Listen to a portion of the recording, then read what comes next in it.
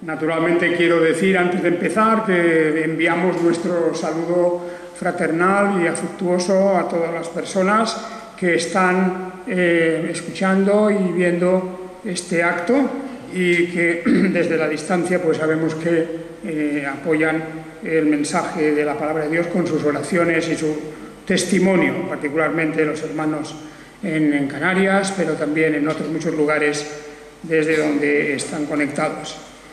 Muy bien, hermanos y hermanas, vamos a hablar esta mañana, continuando nuestro estudio sobre la providencia divina, y vamos a hablar sobre algo que también tiene una relación directa, que es en eso que hemos dado en llamar en general el fin del mundo.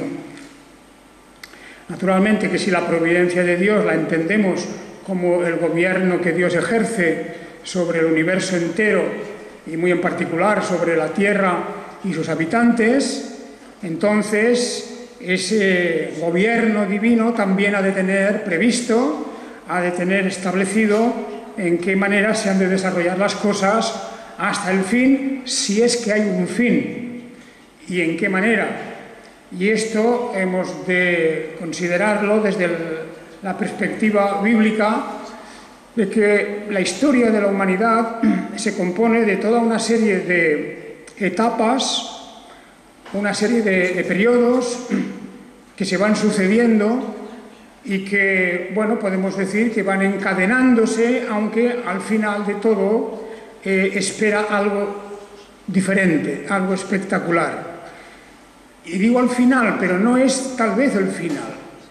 Indudablemente que no podemos hablar de un final como si se cerrara como un círculo, el ciclo desde cuando Dios empieza la creación hasta el final del todo. No puede ser un final en el sentido de que no podemos volver, no volveremos a lo que había en el principio, en donde Dios solamente existía y nada más existía, y Dios creó todas las cosas. O sea, no podemos volver a un periodo anterior a la creación. Todo lo que venga, hasta eso que llamamos el fin, serán modificaciones, serán diversas pautas y maneras de vida, pero todas las cosas que Dios ha creado, aunque sean transformadas, aunque varíen en su objetivo y en su finalidad, y en su aspecto y apariencia, y en su función, etcétera, pero las cosas que Dios ha creado ahí están, entre ellas el ser humano, porque el ser humano es inmortal en su espíritu y Dios ha determinado también la resurrección del cuerpo. De manera que hablar del fin del mundo es tal vez una forma un poco inapropiada, pero bueno, para entendernos, todos sabemos que el actual modo de vida que conocemos y de organización humana, incluso seguramente del aspecto mismo físico de la Tierra y otras muchas cosas, todo eso ha de llegar a un fin, ha de llegar a un fin, el fin de la sociedad humana que ahora conocemos. Lo que sí que la Biblia nos habla es de un gran juicio de Dios, de un gran juicio en el que el Señor, en su soberanía, en su potestad y en su poder, ejercitará su derecho a juzgar. Y eso sí que podemos decir que será el fin de toda una forma de vida y de toda una organización humana, de toda una manera de vivir de esta sociedad en la que estamos. El tema, por lo tanto, el tema de lo que podemos llamar, entre comillas, el fin del mundo, de esa manera que acabo de explicar, ese es un tema de muchísimo interés. Curiosamente, es un tema de mucho interés entre muchas personas que no creen en Dios o que no tienen ningún interés por la Biblia, a menos que sea de rebuscar en la Biblia y, aunque sea con tergiversaciones, pues algunas palabras que vengan más o menos a apoyar sus teorías. Pero no hay duda de que interés por este asunto lo hay, ¿verdad? Y no es nuevo, es un interés ya muy antiguo. bueno, tan antiguo que ya los egipcios y los griegos y los romanos, ya todos ellos tenían también sus teorías. Últimamente se ha descubierto que aquellos indios en Guatemala y en México, los mayas, también ellos tenían su calendario aparentemente con un fin del mundo, que luego resultó que no era, y una serie de cosas, pero podemos decir que a lo largo de toda la humanidad, de la historia, el tema es recurrente y hasta nuestros días, indudablemente, pero aún más, incluso durante el momento álgido de la Reforma, en el siglo XVI, coincidiendo con los momentos más interesantes de la Reforma protestante, la Reforma con Lutero, apareció una especie de profeta que todos habéis oído su nombre de él, que es Nostradamus, ¿verdad? Coincidente con Lutero, aunque Lutero vivía en Alemania y Nostradamus era francés, era un judío, por cierto, era un judío converso, de aquellos conversos a la fuerza, se convertían a la fuerza porque si no los expulsaban de sus ciudades y de sus oficios, etc.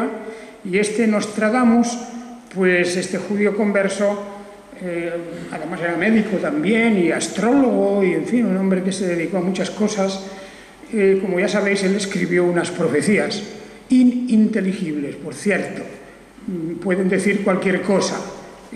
Cuando uno lee algunos de los pasajes de sus profecías, pues te quedas un poco igual que si no hubieras leído, pero bueno, se ha hecho interpretación de eso y Nostradamus se convirtió en una especie de luz poderosa en cuanto a averiguar lo que nos aguardaba en el futuro. Bueno, él también hizo sus predicciones, o los seguidores de Nostradamus han hecho sus predicciones varias veces desde el siglo XVI para acá. ¿Qué habría que decir? Pues que en nuestros tiempos, ahora mismo, hay también toda clase de adivinos, de personas que explotan un poco la credulidad y los temores de las gentes, avisando de un fin del mundo.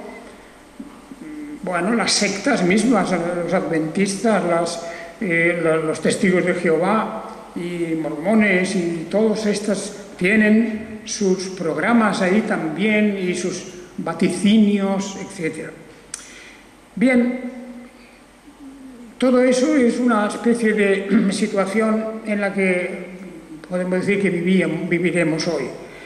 Y aparte de lo religioso propiamente, de todas estas cosas que mezclan de alguna manera a Dios, pues también está, como digo, muchos que no creen en Dios, pero también están de alguna manera pues alarmando que hay una especie de cometa o de gran asteroide que va a caer sobre la Tierra y va a explotar aquí todo, o tal vez una guerra nuclear o no se sabe qué, pero muchos ya casi ponen fechas, ¿verdad? O más o menos dejan entrever que eso está muy cerca, pues como también cada vez que se cumple un milenio, pues en el año 1000, la era de esta era, pues hubo gran conmoción social porque pensaban que en el año 1000 se acababa el mundo. Luego, cuando vino el año 2000, hace poco, pues no sé, también alguien surgió avisando y por lo menos entró el miedo con aquello de los ordenadores y todas estas cosas. En fin, ahí es esto que demuestra que hay una inquietud. Yo diría que hay en el fondo una perspectiva negativa en todos estos, porque no miran con tranquilidad esta cuestión. Es un alarmismo, es una forma tal vez incluso de explotar el miedo de las gentes.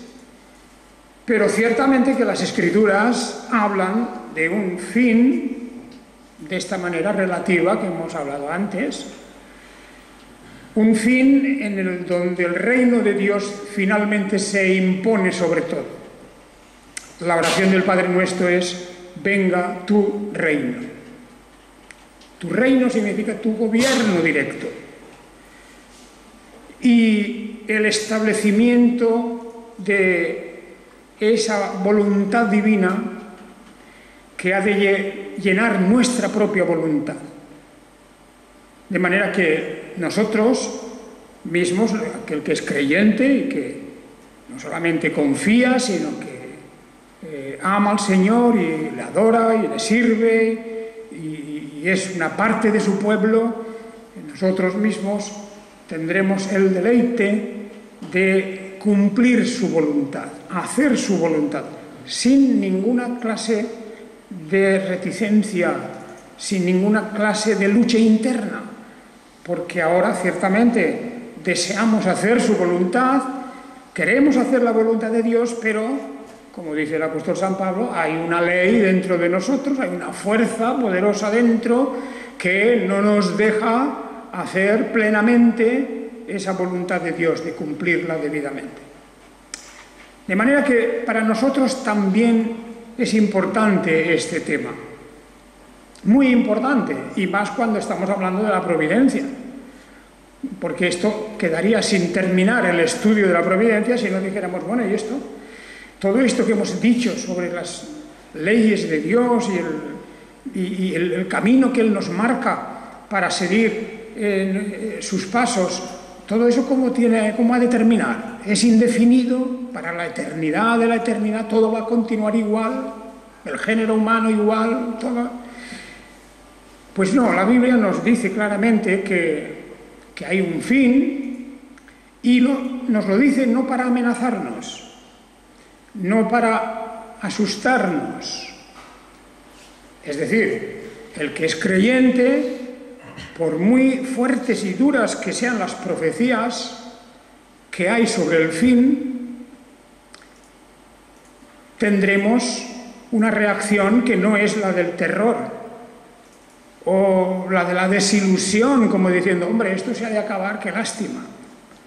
No, es para estimularnos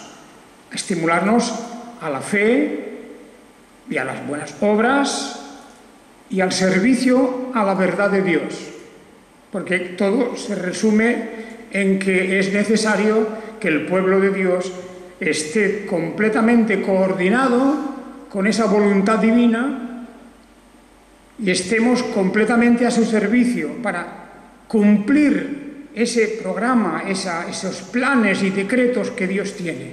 Nosotros formamos parte de ello. En el fondo, cuando hablamos del fin, que incluye varias cosas, incluye la resurrección, incluye la venida del Señor Jesucristo, incluye el juicio, incluye la separación eterna entre los creyentes y los no creyentes, todo esto, según las Escrituras, ahí está, pues es lo que llamamos el fin, desde la perspectiva bíblica, de la cristiana. En la carta de Pedro que antes hemos leído, aunque en un pasaje algo diferente, pero en el capítulo, también en el capítulo 3, bueno, versículos 10 al 12, en realidad lo hemos leído también, del 10 al 12, dice que el día del Señor vendrá. Esta es una cita, que luego tenemos otra de la primera carta, pero esta cita de la segunda carta dice que el día del Señor vendrá como ladrón. Esto es un símil, como un ladrón viene sin avisar, ¿verdad? Y tal vez es uno de los símiles más apropiados, ¿verdad? No porque Dios tenga ninguna similitud con un ladrón. Dios, en ese día del Señor, ese día del juicio, etcétera, vendrá inesperadamente, como un ladrón nunca avisa y al ladrón nunca lo esperamos. Pues dice así, de esa manera, el día del Señor vendrá de esa forma.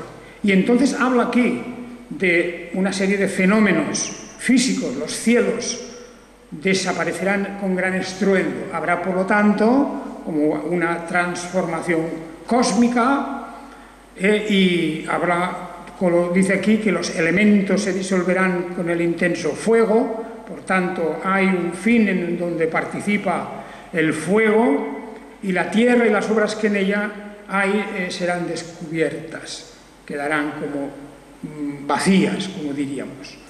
Ahí hay una serie de cuestiones en las que solamente podemos tomar nota de eso, porque cuando ya queremos indagar exactamente y precisamente cómo, en qué forma afectará pues, a mi barrio, por ejemplo, pues indudablemente que no podemos decir nada. La Biblia no es tan precisa en esas cuestiones de detalle, sino que nos habla de lo que ha de suceder. Y hay un fin que afecta al cosmos y a la Tierra en general también y a sus obras.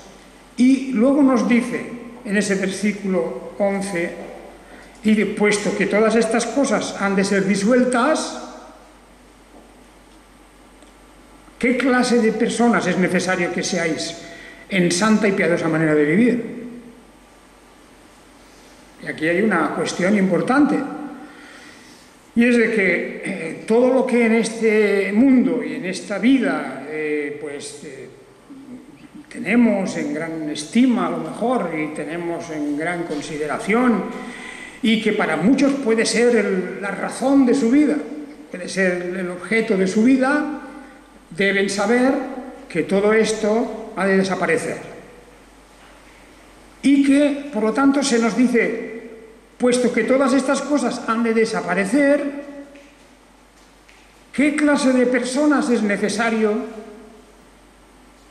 que seamos en santa y piadosa manera de vivir? Es decir, la aplicación es muy clara, lejos de sumirnos en la depresión, como diciendo, hombre, todo esto se ha de acabar, qué lástima.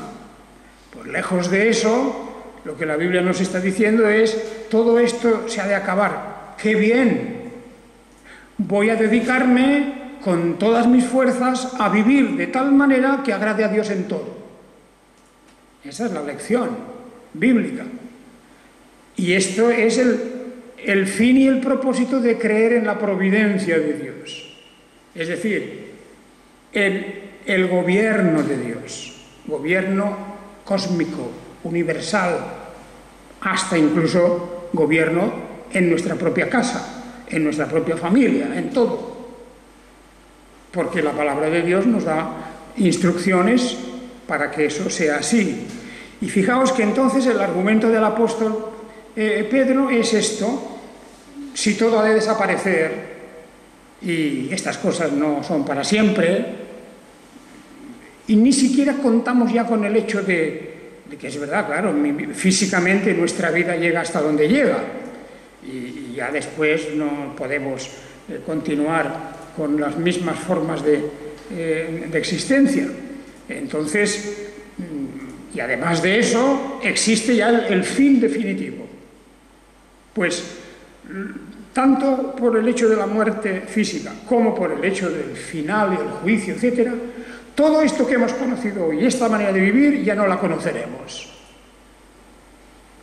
Porque toda esta manera de vivir y esta vida y este mundo que conocemos, aún a pesar de las muchas cosas que hay magníficas, porque son obra de Dios, las que son obras de Dios, y las que Dios ha creado a través de los seres humanos, pero todas estas son temporales. Son temporales, aún las más extraordinarias y perfectas y maravillosas que hay. Todas las obras humanas, todo eso es temporal. Y por eso el apóstol Pedro argumenta diciendo, como el apóstol Pablo lo hace, como el mismo Señor Jesucristo, claro, y de poner vuestra mirada en las cosas de arriba, no en las de la tierra, porque nuestro tesoro está en los cielos. Y de manera que si de esta vida solamente esperamos esto que conocemos y así nos pensamos que eso sería agradable mantenerlo indefinidamente, pues qué pobres, qué pobre visión, qué visión más limitada. Todo ha de desaparecer. ¿Os acordáis de ese himno de Martín Lutero? Martín Lutero, que claro, decía las cosas de una manera muy directa y sin intentar de ninguna manera, vamos a ver, es aquel himno famoso 166, ¿verdad? Cuando dice, cuando habla, dice, nuestro valor es nada aquí Con él todo es perdido, mas por nosotros pugnará de Dios el escogido. ¿Sabéis quién es? Jesús, el que venció en la cruz, Señor de Sabaoth, y pues él solo es Dios, él triunfa en la batalla. Y habla de esto, de la iglesia de Dios, del pueblo de Dios. La palabra de Dios, dice, sin destruir la dejarán. Aún mal de su grado esta palabra del Señor. Él lucha a nuestro lado. Que se lleven con furor los bienes, vida, honor, los hijos, la mujer, todo ha de perecer. De Dios el reino queda. Esa es la visión de un cristiano. Todo ha de desaparecer. Pero queda el reino de Dios. El reino de Dios. Donde se establece por fin su voluntad. Nada podrá sustraerse a ella. Y esta es una maravillosa verdad que nos ha de estimular a continuar. El libro del Apocalipsis, naturalmente, que tenemos que mencionar, porque hay varios pasajes en el libro de Apocalipsis que habla de estas cosas, pero no solamente estos. Están los discursos, famosos discursos proféticos de Jesús. Esos grandes discursos de Jesús en el Evangelio de Mateo, en el Evangelio de Lucas particularmente, los discursos sobre el fin. Y en esos discursos el Señor Jesucristo pues avisa de varias cosas. Nos avisa de cómo cuando llegue el fin, pues que no estemos como añorando intentar salvar lo que podamos. El pueblo de Israel, Jerusalén en particular, iba a tener una experiencia, a pasar una experiencia de su propia destrucción que se compagina bastante con la idea del fin cuando en el año 70 fue destruida. Y Jesús avisó de esa destrucción. Y dijo claramente que cuando veáis Jerusalén ya rodeada, marchad, huid, pero no miréis antes qué es lo que os tenéis que llevar por aquí y para allá, sino huid rápido, salid de ella, salid, porque ha llegado el fin. Y es una manera de advertir en una escala menor, en una cuestión no universal, pero como la destrucción de Jerusalén fue uno de esos fines, fue el fin de una era, de una larga etapa en la vida del pueblo judío. Porque después de eso no se recuperó Jerusalén. No hubo ya más culto, no hubo más actividad en el templo, no hubo más sacerdocio. En definitiva, todo cayó, todo se destruyó. Y ese fue un fin. Y tuvieron que salir de Jerusalén para salvar su vida con lo opuesto, y huir lejos y refugiarse en otros lugares. La idea, pues, de que el fin de este mundo ha de venir es una idea que en el libro de Apocalipsis se asocia a una gran destrucción de lo que la Biblia llama Babilonia, que no era, en aquel tiempo era una ciudad, y aún quedan restos de ella, pero representa en el libro de Apocalipsis el mundo incrédulo en general. La destrucción, la caída de la gran Babilonia. Y se refiere al mundo, no a una ciudad, no a un régimen social o político, no a un sistema o a una ciudad. No. Se refiere a la destrucción del mundo de la incredulidad, del mundo no cristiano. Esa es la cuestión. Y el fin de eso está asegurado. No importa cuál sea su color, su forma, su doctrina, sus intereses, no importa, porque todo eso termina definitivamente a través de ese espectacular descubrimiento que se va haciendo en el libro de Apocalipsis de cómo los diversos sellos y las trompetas que anuncian esos sellos, todo, y las copas de la ira de Dios, todo eso va cayendo sobre la tierra. Naturalmente, eso es así. Hay capítulos, como el capítulo 18 de Apocalipsis, que es el 17 y 18, que son estremecedores, ¿verdad? Y se representa todo eso simbólicamente. Es la simbología de la destrucción del mundo ateo, sin Dios,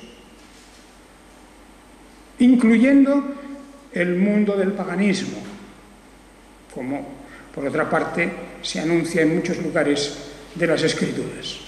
La carta a los Romanos, al principio de ella, por ejemplo.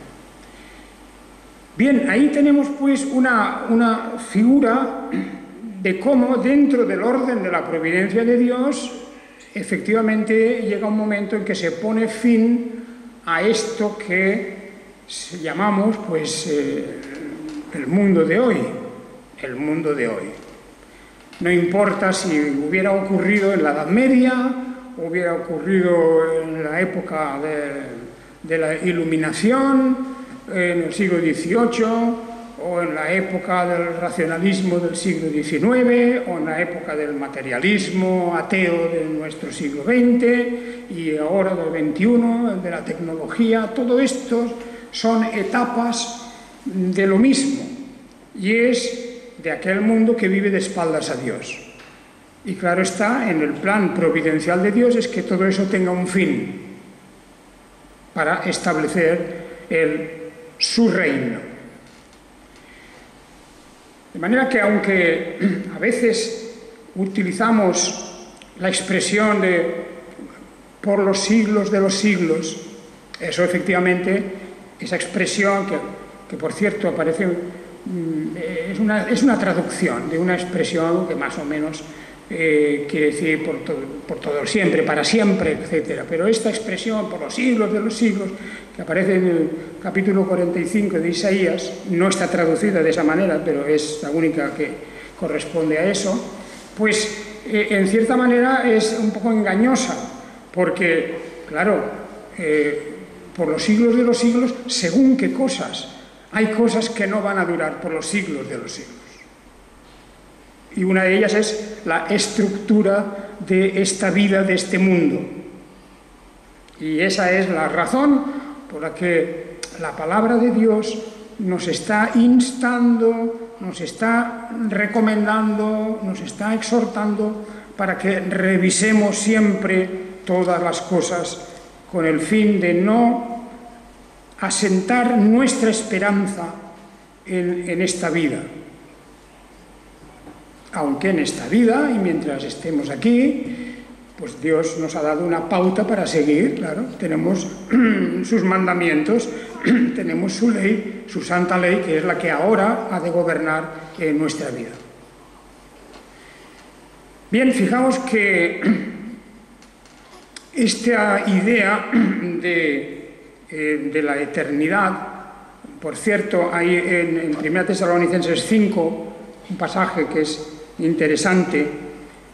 También el apóstol Pablo aquí, os acordáis que estas cartas, las dos cartas a los tesalonicenses, tienen que hablar de esto, porque ya en aquel momento la cuestión del fin del mundo se había puesto, incluso dentro de las iglesias, pues como un tema de discusión, de debate, y que habían cambiado la conducta de algunas personas en las iglesias.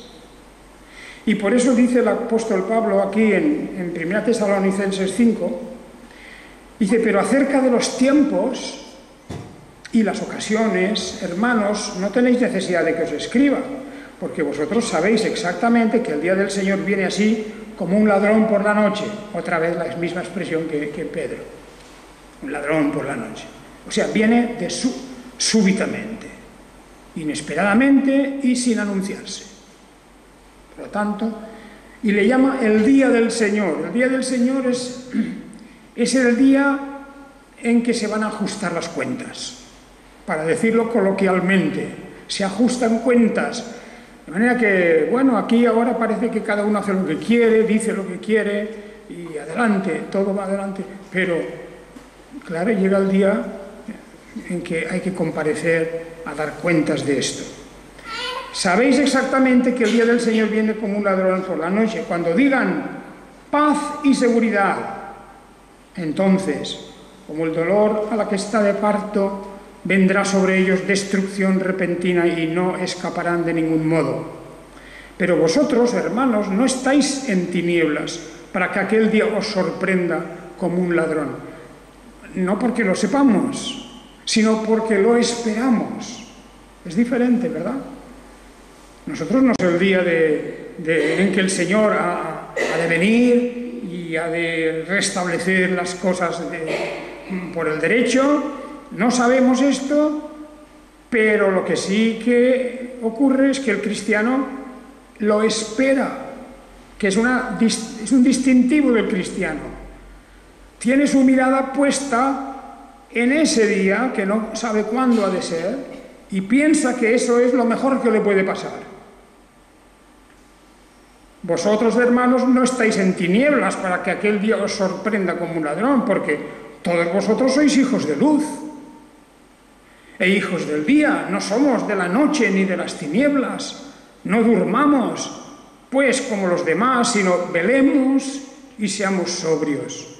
Porque los que duermen, de noche duermen, y los que se emborrachan, de noche se emborrachan. Pero nosotros que somos del día, seamos sobrios, vistiéndonos la coraza de fe y amor y como yelmo la esperanza de salvación. Porque Dios no nos ha destinado para la ira, sino para alcanzar la salvación por medio de nuestro Señor Jesús, el Mesías, quien murió por nosotros, para que ya sea que estemos despiertos o dormidos, vivamos juntamente con Él. Despiertos o dormidos se refiere a vivos o muertos.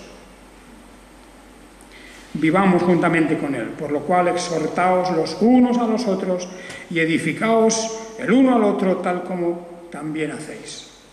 Bien, esto es fundamental, pues. ¿Qué ocurre entonces? Que todo este plan divino que llamamos la providencia de Dios llega a un corte, a un punto de corte en el que viene a decirnos el Señor, bueno, se acabó toda esta etapa que comenzó con el pecado de Adán y Eva, porque el pecado entró por un hombre y por él pasó a todos los hombres, a todos los humanos, quiere decir. El pecado entró por un ser humano y pasó así a todos los humanos. Y así el pecado ha reinado. El pecado es la rebelión contra Dios, simplemente, cualquier cosa. No hace falta hablar de los pecados más escandalosos, sino cualquier cosa que es rebelión contra Dios. Una gran parte del pecado está en la mente. Es una actitud de soberbia, de orgullo, de cómo se expresa el mundo con respecto a lo que consideran una antigualla, algo que no tiene sentido, como es creer hoy en día en un Dios. Bueno, pues el Señor ha dicho, ya llegó el día del corte, hasta aquí. A partir de ahora, el pecado mismo será barrido. Y la separación total entre mi pueblo y el resto será definitiva. Y eso es lo que dice la Escritura, nosotros vamos a esperar. El acceso por fin a las promesas de Dios. El cumplimiento definitivo de todos los detalles de esa providencia. Ese plan total que Dios tiene sobre el universo. Y hermanos, esta es para nosotros una grandiosa noticia, una grandiosa revelación. Para los demás, pues naturalmente el que no cree, no cree, por lo tanto, vamos a decir, ni blanco ni negro.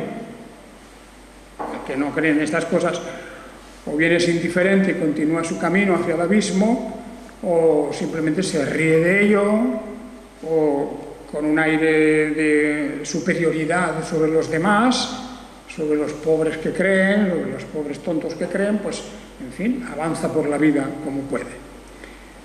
Y este es el fin. Y nosotros creemos en esto. Ahí tenemos una confesión de fe, aparte de que las Escrituras son tajantes en esta cuestión. La cuestión última es, ¿qué reacción produce en el creyente esto? ¿Qué reacción? Pues antes ya me he referido a ello. No puede ser una reacción de tristeza, como diciendo, ay, qué pena que esto va a llegar a un fin. Porque es que eso, la contradicción es tan chocante que no se puede sostener de ninguna manera. El cristiano se goza, se regocija, y por eso nuestra oración decimos, Señor, venga tu reino, venga tu reino. Ya, si pudiera posible, el apóstol Juan se despide diciendo, ven, Señor Jesús, ven pronto. Yo creo que es una de las doctrinas y de las enseñanzas bíblicas más ricas y más necesarias en este tiempo, porque la gente, como está obsesionada con el problema de mañana, y solo ve el problema de mañana, o qué me pasará dentro de un mes, y como la economía está tan mal, y como lo otro, y todo eso es una red que envuelve, una red satánica que envuelve a la gente para que no piense nada más que en eso. Solo se piensa en lo inmediato, en aquello que urge.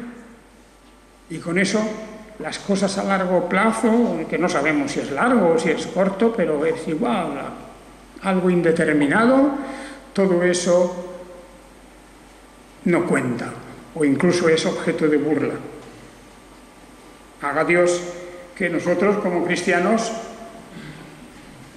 hagamos una especie de reinicio, como se dice ahora, ¿verdad? Porque es que a veces la mente humana se ha ido por otro lado.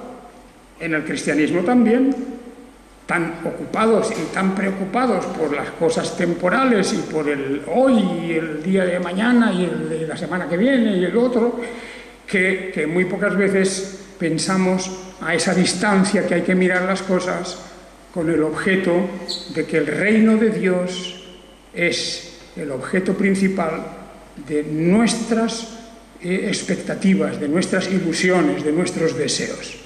No hay otra cosa mayor. Que el Señor os bendiga a todos. Amén.